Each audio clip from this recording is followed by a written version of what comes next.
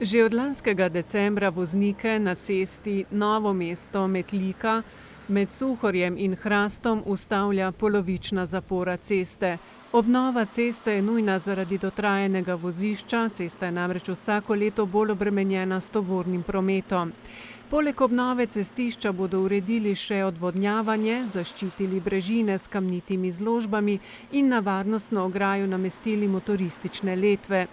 Zaradi sanacije in preplastitve cestišča pa bo od četrtka od 7. ure zjutraj do ponedeljka do 19. ure zvečer na tem odseku državne ceste, torej med naseljem Hrast pri Jugorju in Dolnjim Suhorjem, popolna zapora ceste.